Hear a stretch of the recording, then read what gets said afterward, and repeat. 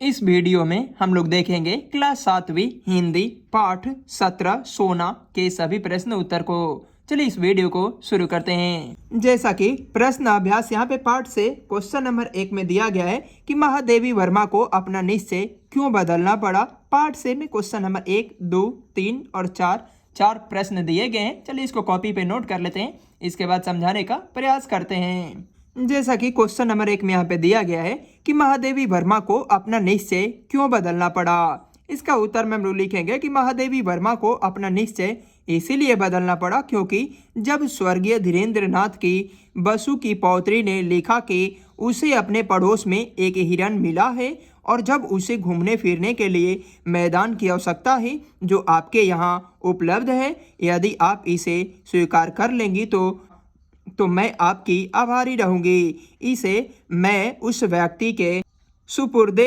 रहना चाहती हूँ जो इसे स्नेहपूर्वक पाले। बाद में सोना की मृत्यु हो गई, इसीलिए मृत्यु के बाद महादेवी वर्मा को अपना निश्चय बदलना पड़ा कि अब वह हिरन नहीं पालूंगी। क्वेश्चन नंबर 2 में यहाँ पे दिया गया है कि सोना के दिन भर के कार्यकलाप को अपनी भाषा में लिखिए। इसका उत्तर में हम लोग लिखेंगे कि रात में लेखिका का साहचर्य के बाद प्रातः होते ही सोना घर से निकलकर बाहर आती, मैदान में खड़ी होकर चौकन्ने भरती, छात्रावास के बच्चों के साथ दौड़ती खेलती रहती, छात्रावास के हर एक रूम में जाकर प्रत्येक वस्तुओं को निहारती, बच्चों के हाथ का दिया हुआ खाद्य पदार्थों को खाती, वर्ग समय में वर्ग जाकर देखती, कुछ समय अन्य पशुओं के साथ बिताती थी, मैदान में घास खाती और कुछ समय अन्य पशुओं के साथ रहती थी। क्वेश्चन नंबर 3 में यहाँ पे दिया गया है कि सोना को छोटे बच्चे क्यों अच्छे लगते थे। इसका उत्तर में हम लोग लिखेंगे छोटे बच्चे उनके साथ खेलते थे, दौड़ते थे, उसे प्यार करते थे, अतः सोना के छोटे बच्चे अच्छे लगते थे। क्वेश्चन नंबर 4 में यहाँ पे दिया गया है कि भाव स्पष्ट कीजिए। क्वेश्चन नंबर का जब मृत्यु इतनी अपवित्र और असुंदर है तब उसे बांटते घूमना क्यों अपवित्र और असुंदर कार्य नहीं है। अर्थ में हम लोग लिखेंगे जब मनुष्य की मृत्यु हो जाती है तो उसे पवित्र और सुंदर शरीर अपवित्र और असुंदर हो जाता है। लोग मृत्यु प्राप्त व्यक्ति को छूना नहीं चाहते हैं, उसे असुंदर मानकर अपनी आसक्ति का परित्याग करना चाहते हैं।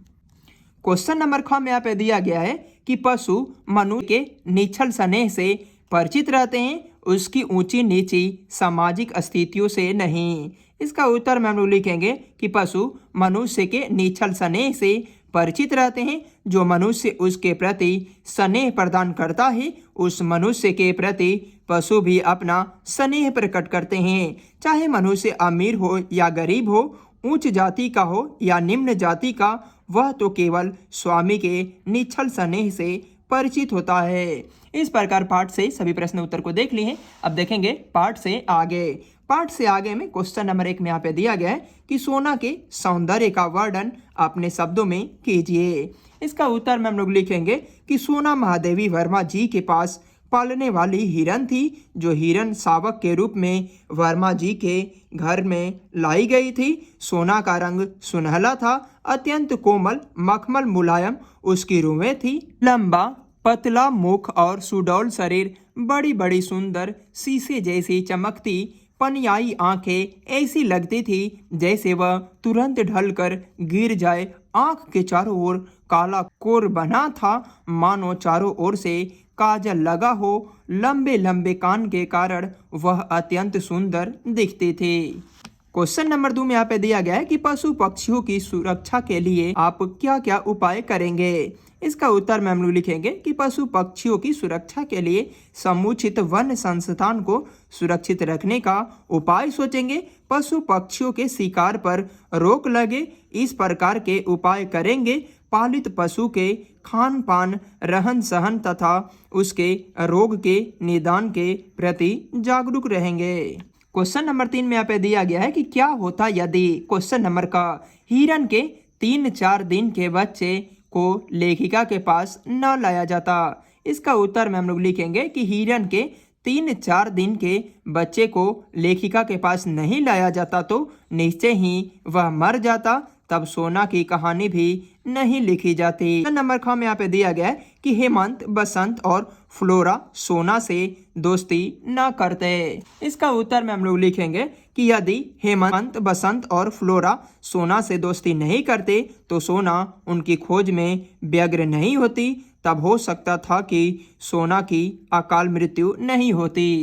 क्वेश्चन नंबर ग में यहाँ पे दिया गया है कि लेखिका बद्रीनाथ की यात्रा पर न जाती। इसका उत्तर में हम लोग लिखेंगे कि यदि लेखिका बद्रीनाथ की यात्रा पर न जाती तो सोना की मृत्यु इतनी जल्दी नहीं होती, वह पूरी आयु जीकर ही मृत्यु प्राप्त करती। और हम लोगों ने पाठ से आगे के सभी प्रश्न उत्तर को देख लिए। अब देखेंगे व्याकरण। दिया गया व्याकरण में क्वेश्चन नंबर 1 में कि व्यंजनों में प्रत्येक वर्ग के नासिकीय व्यंजन अनुस्वार प्रकट करता है, जबकि अनुनासिक स्वर का गुण है। पाठ में आए 5 अनुनासिक और 5 अनुस्वार शब्दों की सूची बनाइए। यहाँ पे अनुनासिक दिया गया है, ये वाला चंद्र बिंदु दिया गया है, इसको अनुनासिक बोला गया है। यहाँ पे 5 शब्द बनाना है, तो देखिए यहाँ पे बना दिया गया आंख, टांग, बांटते, फांदते। और अनुस्वार का शब्द बनाया गया कि ध्वंस, पंजे, तरंग और रंग। क्वेश्चन नंबर 2 को देखेंगे हम लोग। क्वेश्चन नंबर 2 में यहाँ पे दिया गया है कि इन वाक्यों में रेखांकित शब्दों के कारक चिन्ह की पहचान कीजिए। क, मैंने निश्चय किया अभिरन नहीं पालूंगी, यह कर्ता कारक है। ख, जिसमें उसके लिए सने छलकता था, यह संप्रदान कारक है। नंबर घ, गोधुली कूदकर मेरे कंधे पर आ बैठी, यह अधिकरण कारक है। हिरन शेर से डरता है, यह आपादान कारक है। अरे यह तो बहुत सुंदर है, यह संबोधन कारक है। मेरी दृष्टि सोना को खोजने लगी, यह कर्म कारक है। क्वेश्चन नंबर 3 में यहाँ पे दिया गया है कि कई बार 2 शब्द मिलकर भी एक शब्द बनाते हैं, जैसे छात्र प्लस आवास बराबर होता है छात्रावास। इस प्रकार कुछ शब्द बनाइए। चलिए इसका उत्तर में हम लोग लिखेंगे। व्याकरण का 3 नंबर में उत्तर में हम लोग लिखेंगे कि विद्या प्लस आलय बराबर होता है विद्यालय, विद्या प्लस अर्थी बराबर होता है विद्यार्थी, आनंद प्लस उल्लास बराबर होता है आनंदोल्लास, शैशव प्लस अवस्था बराबर होता है शैशवावस्था, आनंद प्लस उत्सव बराबर होता है आनंदोत्सव। इस प्रकार पाठ 17 सोना समाप्त होता है। मिलते हैं नेक्स्ट वीडियो में पाठ 18 वेद सॉन्ग की भारत यात्रा की सभी प्रश्न उत्तर के साथ में।